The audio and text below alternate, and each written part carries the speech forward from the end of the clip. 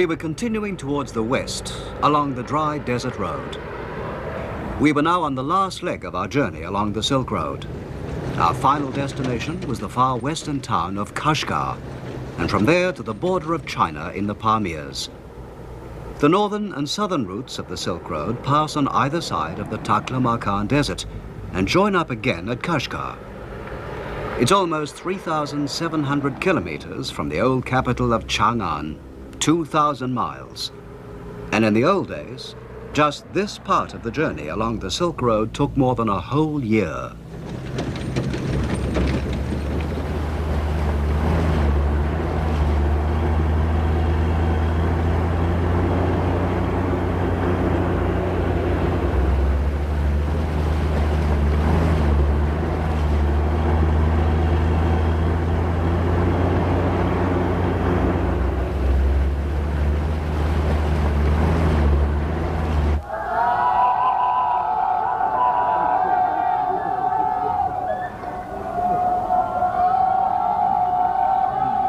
When we arrived in Kashgar, we found it was busy with preparations for a festival to mark the end of Ramadan, the Muslim month of fasting.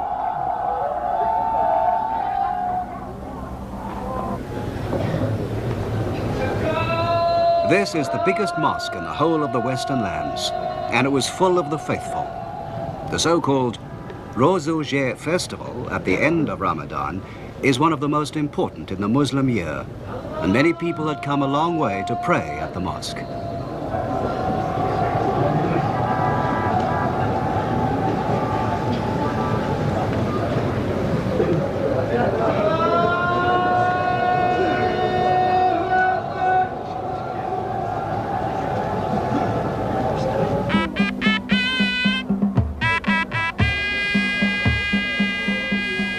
A band took up position on the roof and played cheerful music all day long.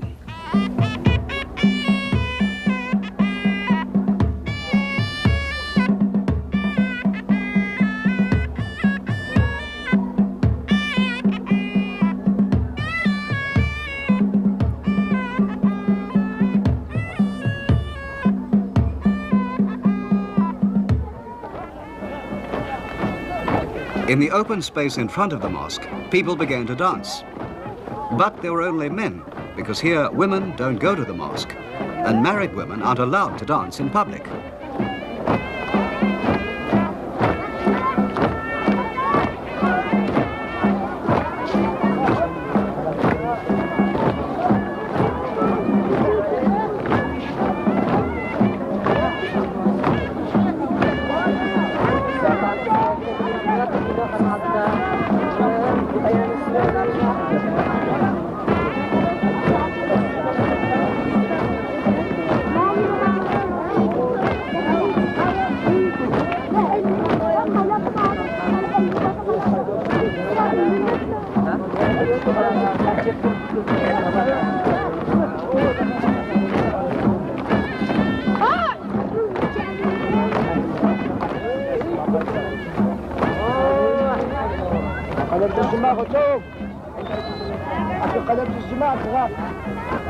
A street photographer was doing good business. For only 1 yuan, or about 60 US cents, you can rent a jacket and necktie, a hat and a pair of sunglasses, and have your picture taken in front of the mosque. People used to hire uniforms to have their photographs taken, but now civilian clothes are more popular.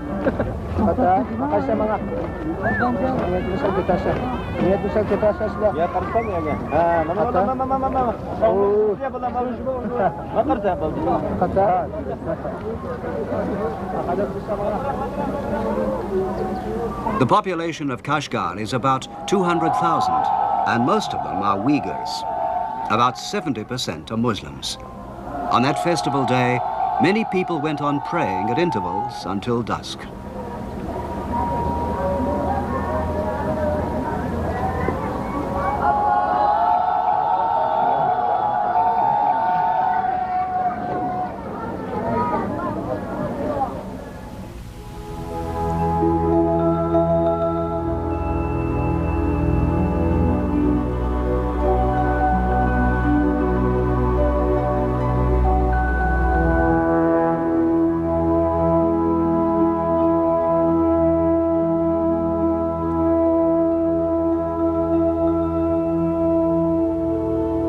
The people of Kashgar were originally Buddhist, but converted to Islam in about the 10th century. It was the first part of the Western lands to become Muslim. During the 17th century, Kashgar was ruled by a family called Hoja, who claimed descent from the Prophet himself. Their tombs are decorated with beautiful old tiles.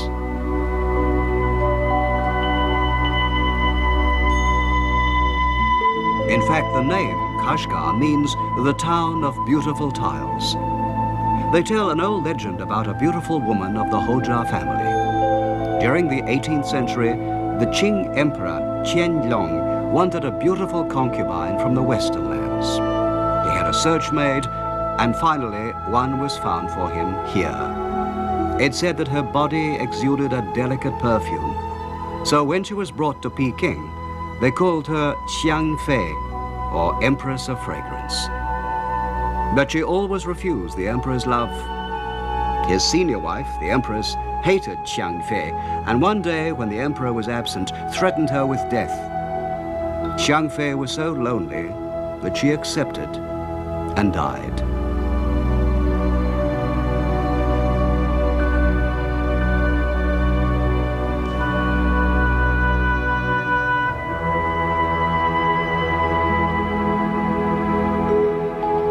To the Uyghurs, the Hoja tombs are a holy place, and many people ask to be buried here.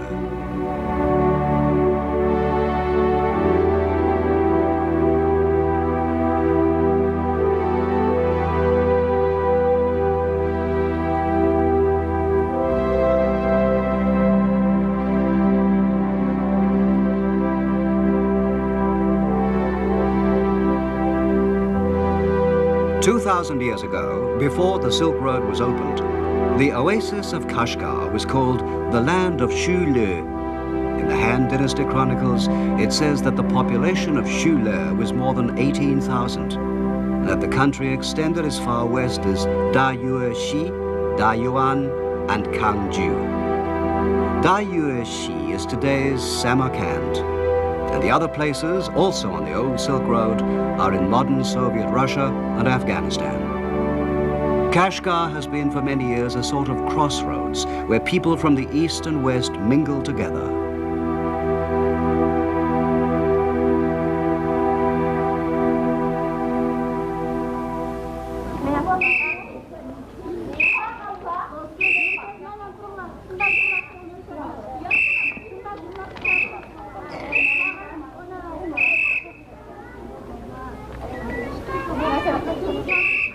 We visited a kindergarten school for non-Chinese children. Here the children learn to read and write the Uyghur language and simple counting. The boys begin sports and the girls a little housekeeping.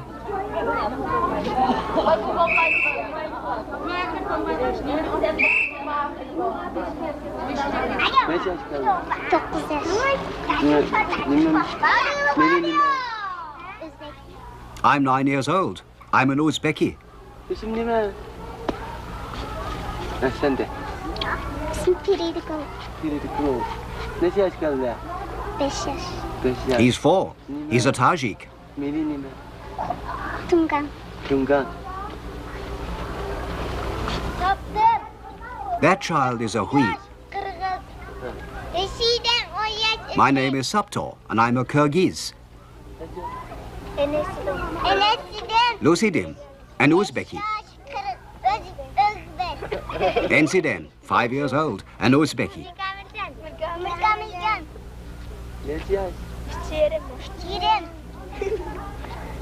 Migmijan, 3 years old, another Uzbeki.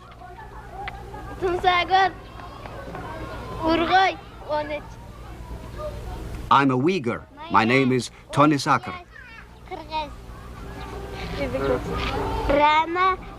Mayla, Kyrgyz. Mevpari, a Uyghur.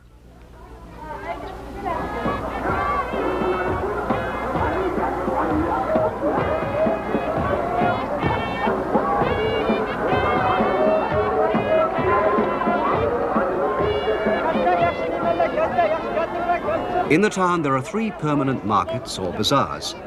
Small shops with a frontage of only 2 or 3 meters line the streets. And there are many open-air stalls. On Sundays, the whole town seems to be full of stalls. From the stores, which are selling things like vegetables, household goods and food, you can hear the voices of the shopkeepers. The bazaars of Kashgar have been famous for more than 2,000 years. The Han Dynasty Chronicles mentions them, and it seems that already at that time, the town was full of merchants both from the east and from the west. In one part of the town, you can find many craftsman stores, which are also workshops.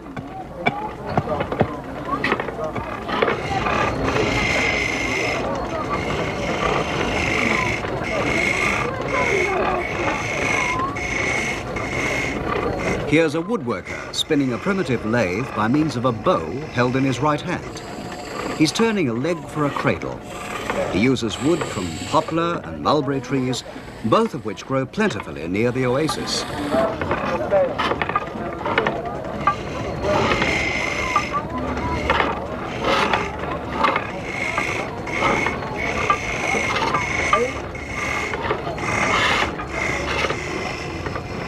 On display are some of his products, rolling pins and a hat rack. That stick on the left will have a tuft of horsehair attached to it and become a duster.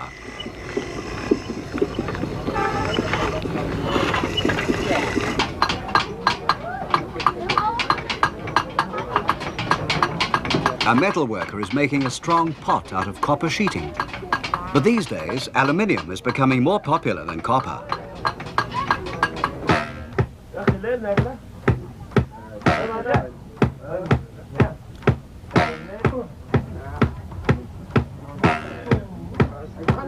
Cotton has been one of the most famous products of this district for more than 2,000 years.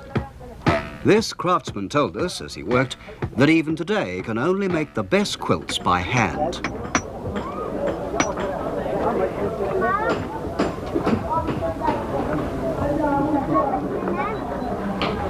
The back alleys are always filled with strange sounds and smells. In this jewelry shop, they're working with gold and silver. The women of the Western lands all love jewelry and deck themselves with rings, necklaces and earrings. It's a tradition handed down from the days when they were all still nomads and had to wear their wealth on their bodies.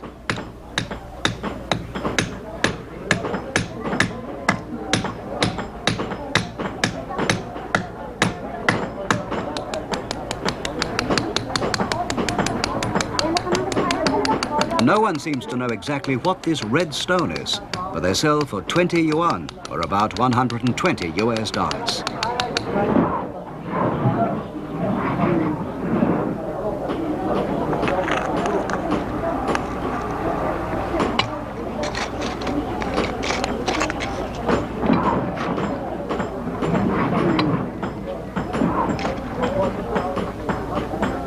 These earrings sell for about 50 yuan, or 300 US dollars a pair.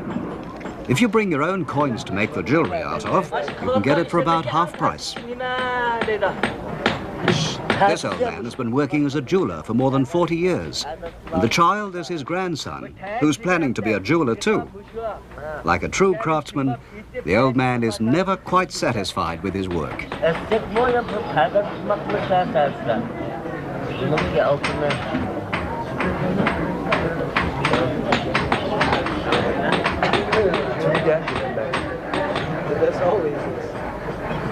This master craftsman makes musical instruments. His children and grandchildren are also learning the ancient craft. His grandson will be the 6th of his line to make instruments.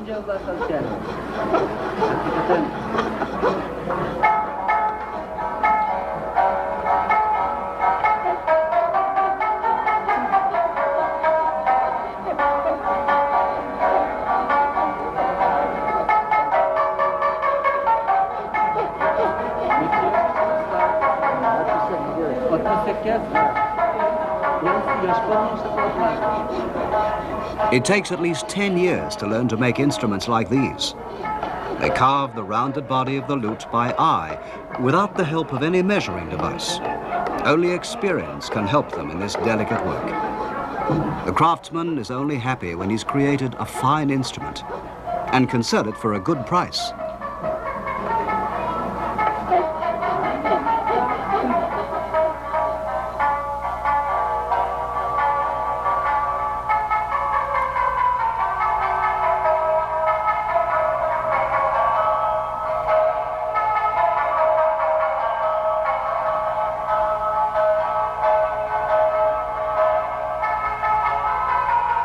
Marco Polo came to Kashgar during his travels, and he wrote, "The land of Kashgar is prosperous, and the people have everything they need for a comfortable life.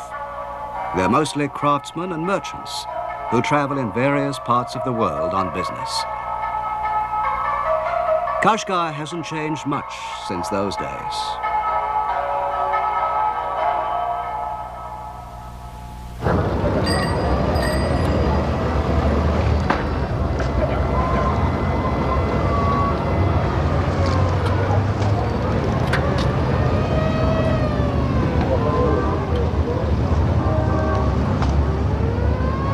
Towards the end of October, we saw a caravan of trucks arriving in Kashgar, their horns blowing.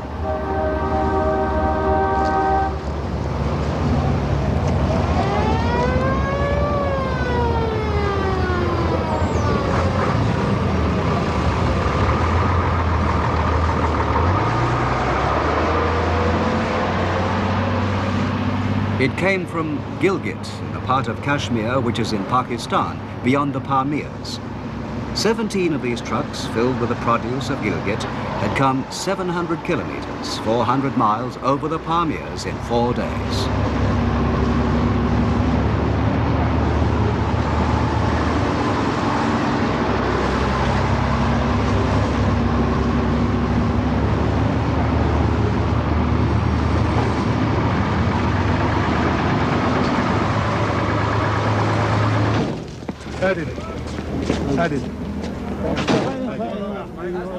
During the Tang dynasty, Gilgit was called Xiaobolu.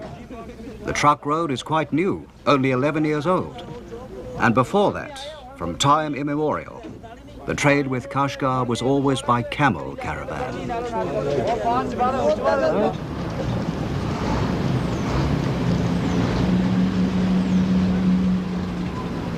The brilliant decorations on the trucks show scenes and products of the drivers' hometowns in Pakistan. They seem very splendid to us after months of looking at drab Chinese vehicles.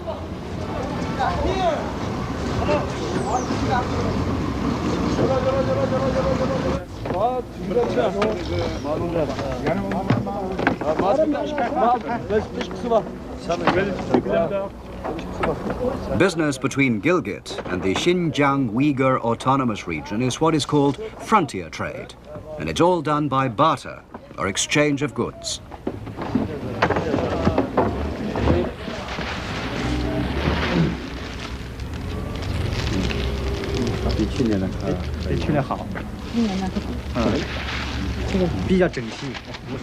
The main product they bring from Gilgit is dried fruit and nuts, mostly almonds, peanuts and apricots. But they also bring nylon scarves, herbal medicines and other small products.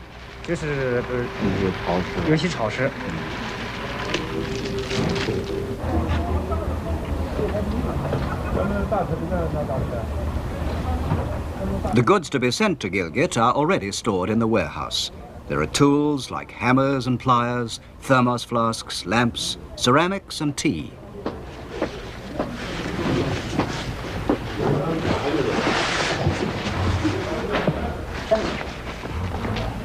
But the main product for barter is, as it's always been, silk.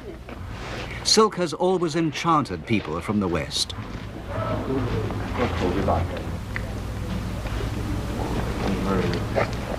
Fine. Fine.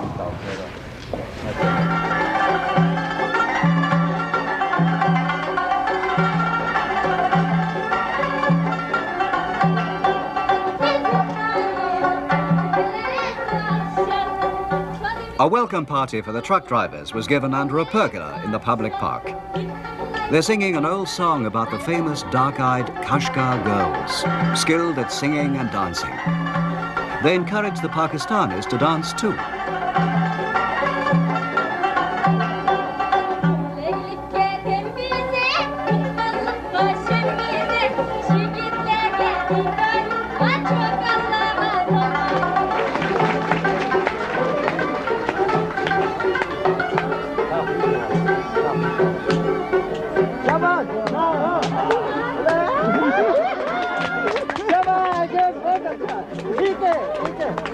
two men begin a comic dance. The dance made us realize that the men of Gilgit and the Uyghurs have much in common.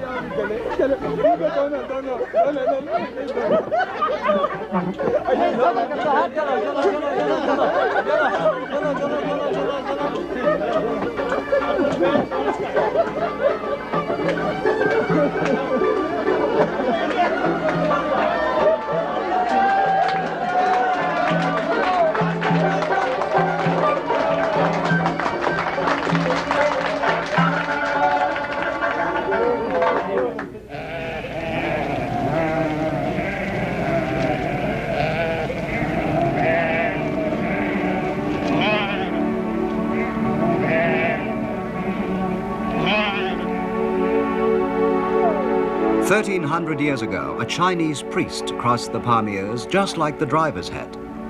His name was Xuanzang, and he was on his way home from India.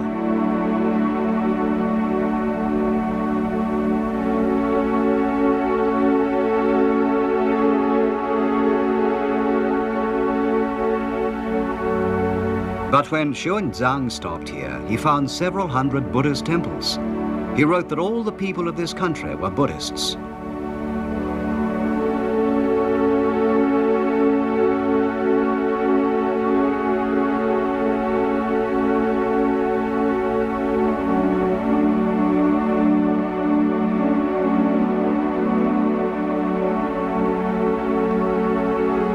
There were more than 1,000 priests, and these Buddhist caves on the outskirts of Kashgar, at a place called Sanxiandong, have been here since long before Xuanzang's day.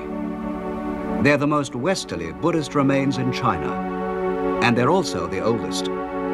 They were built 200 or 300 years BC and are far older than the caves at Dunhuang.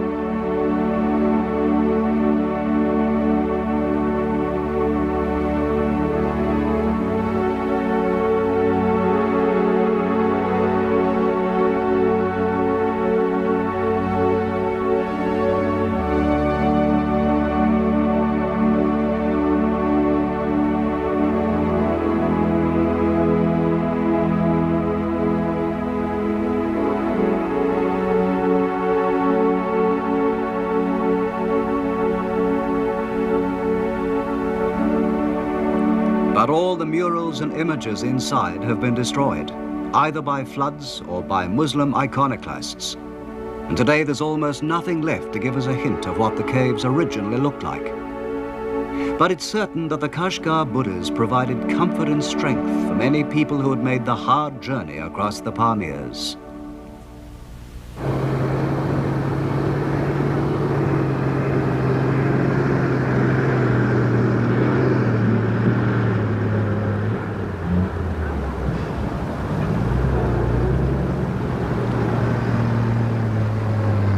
We continued westwards, following Xuanzang's route, and started on the road for the Pamir Plateau.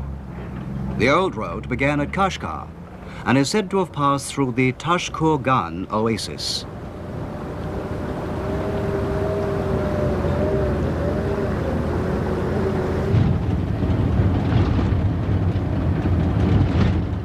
In the valley of the Kaidu River, the bare earth often shows. For sometimes in the flood season of June and July, when the snow melts on the mountain, the road is destroyed by rushing water.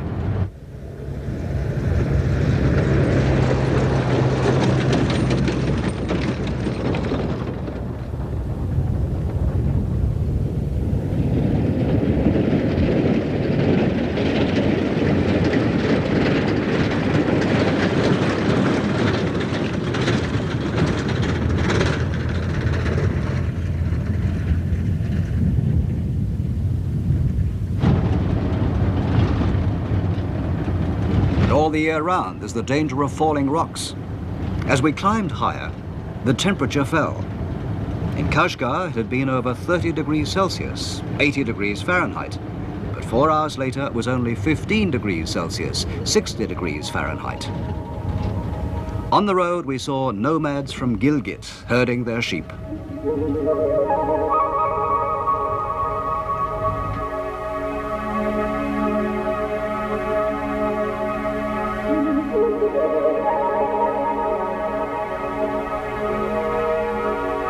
They were bringing their herds of sheep, horses and yaks that they fattened on the mountain pastures down to the plains for the winter.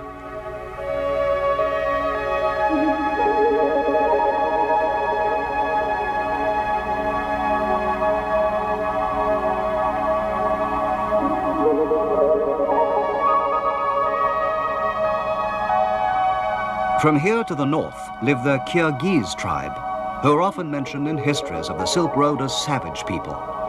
In the 9th century, they conquered the local civilized Buddhists and carved out an enormous nomad empire from Lake Baikal in the east to the Taras River in the west.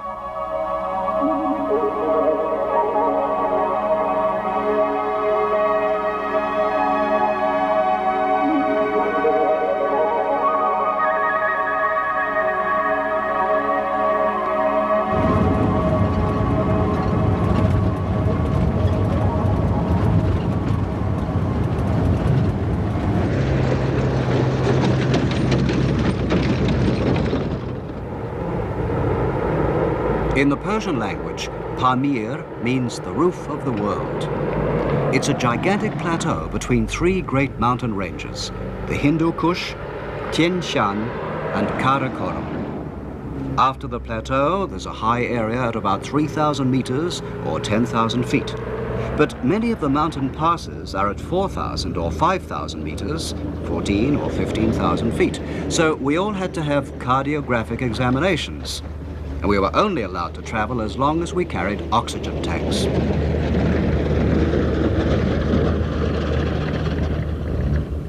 In ancient China, the Pamirs were called Kongling.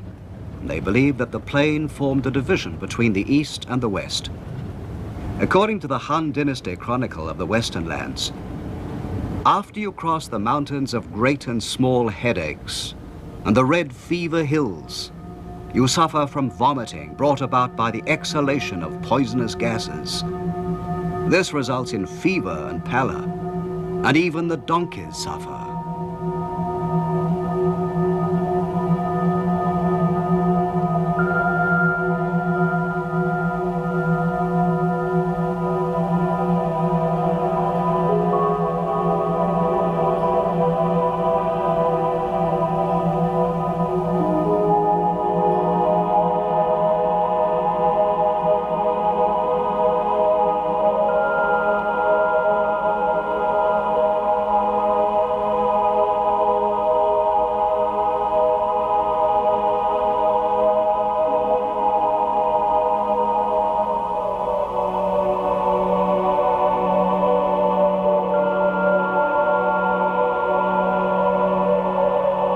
In the past, it took a whole month to travel across Kongling. Xuanzang had a lot of trouble here. He was attacked by robbers, the merchants he was traveling with abandoned him, and his elephants sank into the marshes with their precious sutras still on their backs.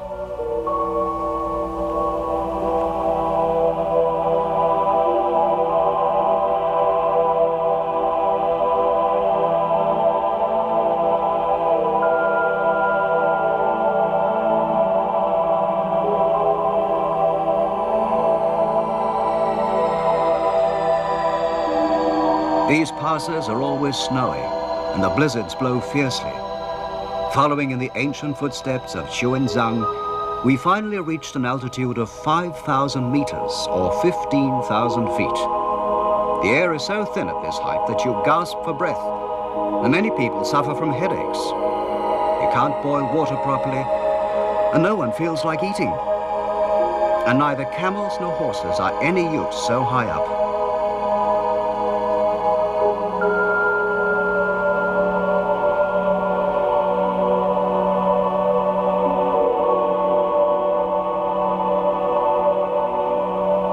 Yaks are the only beasts that are any good.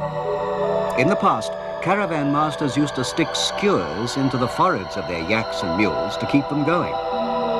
Perhaps it worked by lowering their blood pressure a bit.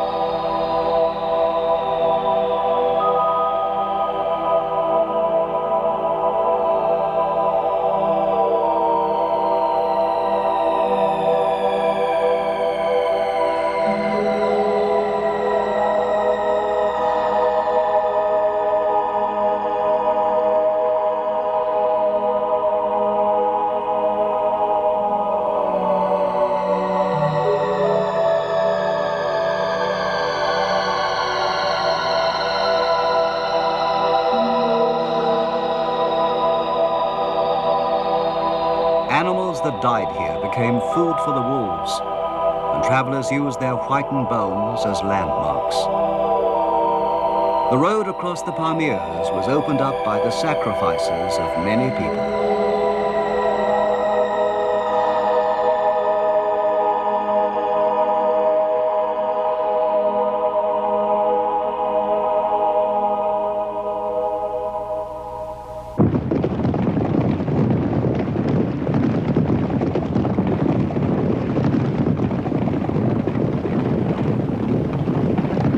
In the middle of the Pamirs, we met quite unexpectedly with a troop of mounted men carrying rifles. They were a local militia. We had entered the Tashkurgan Tajik Autonomous Region, and we'd wandered by accident into the Tajik militia training grounds.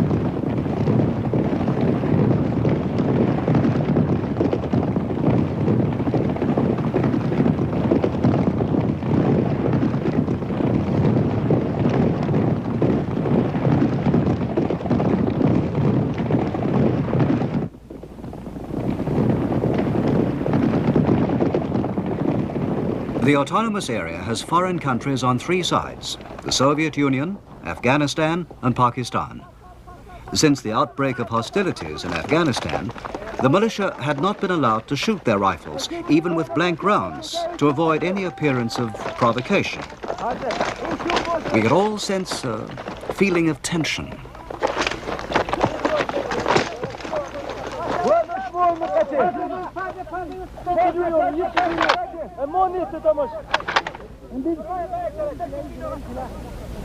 The soldiers had long noses and deep-set features, and were obviously different from any people we'd met so far on the Silk Road.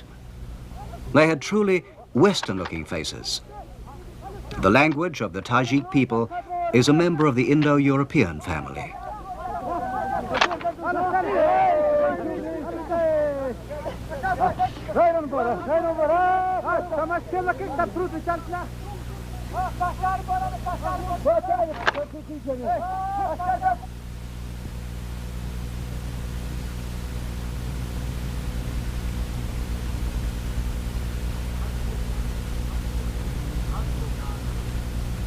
Tashkurgan Oasis is an open valley about 3,600 meters above sea level, 12,000 feet. On the outskirts of the town is a huge old castle. The name Tashkurgan means a tower of stone, and already during the Han dynasty, soldiers were sent here. During the Tang dynasty, our military headquarters was established at the castle.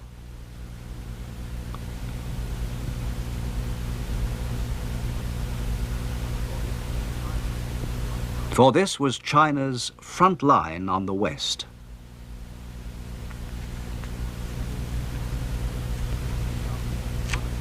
The Greek geographer Ptolemy wrote that a Macedonian merchant had told him that to get to the silk country of Serlika, he meant China, you had to travel through the country of Torre Sulapedia, which means stone tower in Greek. Many Greek merchants must have passed this way in caravans organized by Persians during the Han and Tang dynasties.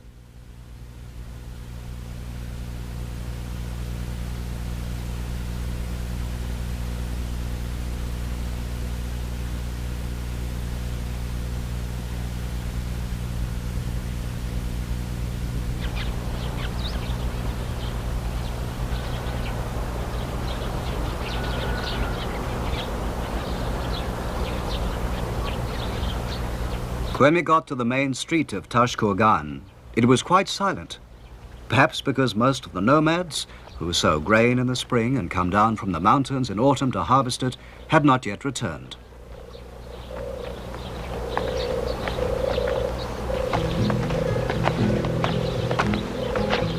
Xuanzang rested here for 20 days on his return journey from India.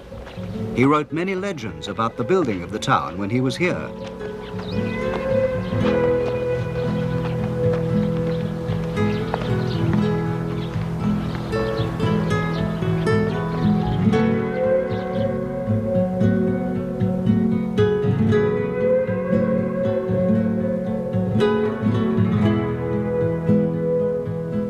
One of of these legends was about a Persian king who sent a messenger to China to bring him back a wife. The messenger brought a princess back with him, but in the Pamirs they found there was a war going on. The messenger put the princess in a tower at the top of a mountain and guarded her day and night.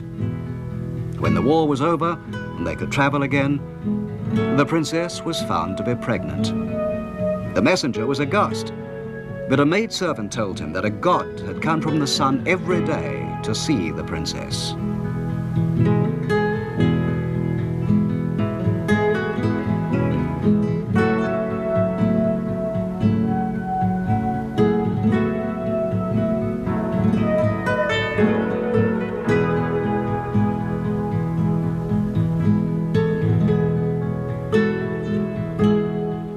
Her child could make the winds blow and the clouds move. And when he grew up, he became king and brought great prosperity to the land.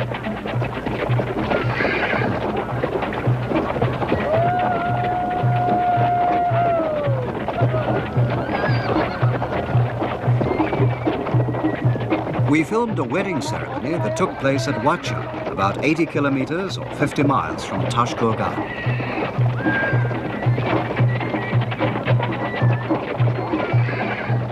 The groom is the young man with the red and white silk bands on his hat.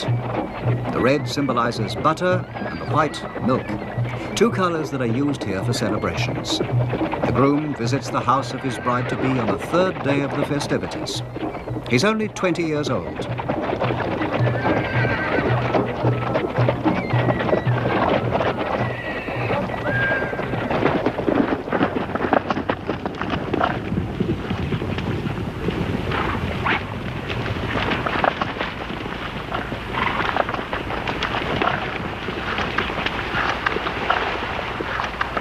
The groom is greeted by a group of women who offer him a cup of ewe's milk with salt in it and sprinkle him with flour. This is to symbolize plenty. They offer the same to the groom's attendants, but the groom only dismounts from his horse when he is invited to do so by the father of the bride.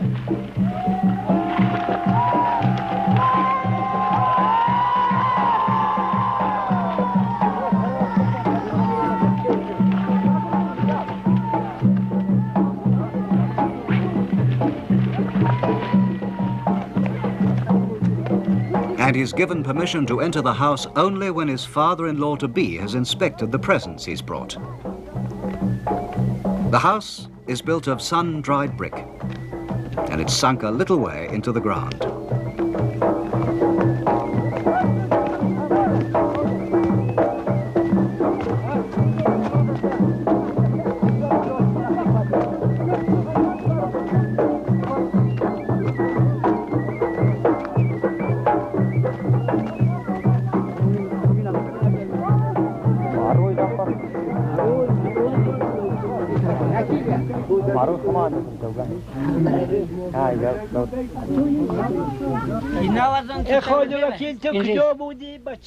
The bride, who's 19 years old, wears the same red and white festival colors as her groom. The village elder talks to the groom's attendants, asking them what the young man has come for and whether he will make his wife happy. The bride and groom never utter a word to each other.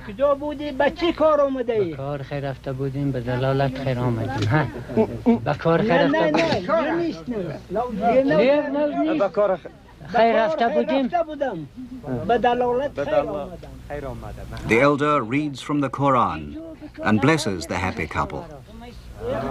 Then they fill a cup with ewe's milk. The attendant serves the groom with his right hand and the bride with his left. من رفته بودم برای این او بقا هم سنت مصطفی هم فرض اله بر آدم بر نو خلیل است این فرض از بر نکاح آوریدم به شما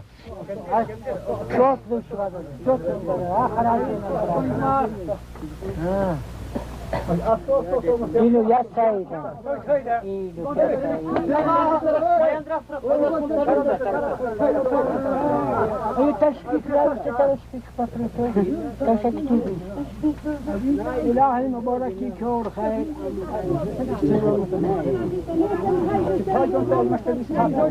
The young couple have known each other since they were children. In the old days, people used to get married when they were 15 or 16, but nowadays they tend to marry at about 20. However, they still marry for love, which is just as it's always been.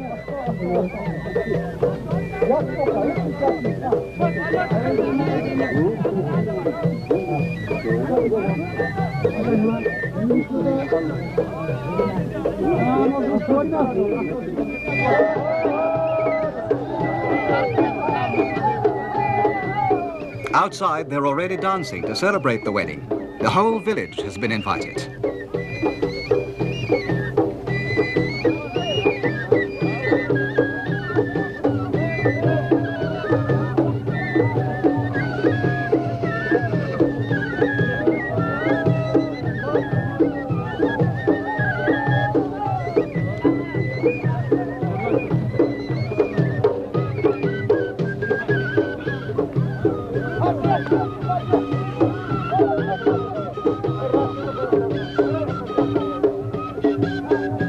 This was the first place we'd seen in China where people kiss in public. The young couple will begin their married life in a room in the groom's family house.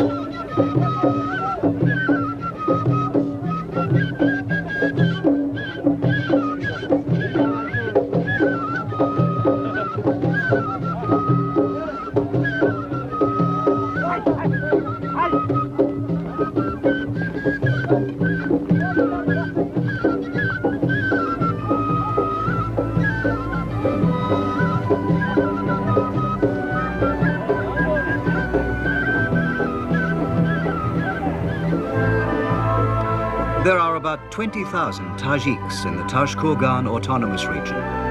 But the tribesmen also live across the border in the Soviet Union, in Afghanistan, and in Iran.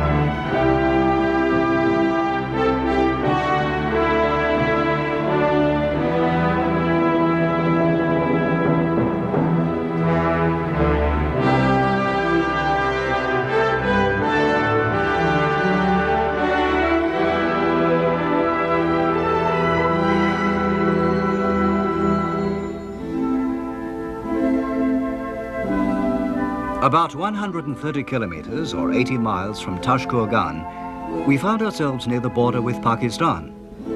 From here, the Silk Road used to go on into Afghanistan, but nowadays the border is closed, even to nomads.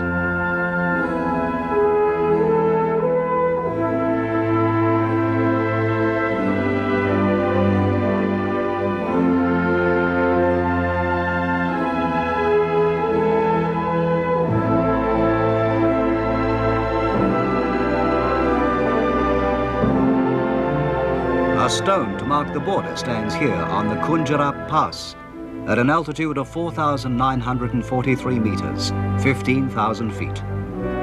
There's plenty of snow here, but no sign of any people at all.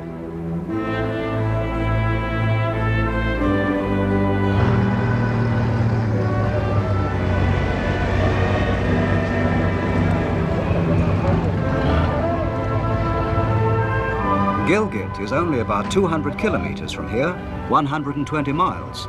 But only a very few people, Pakistani or Chinese, are ever allowed to pass. It was time to say goodbye. These modern travelers on the Silk Road said, "See you next year."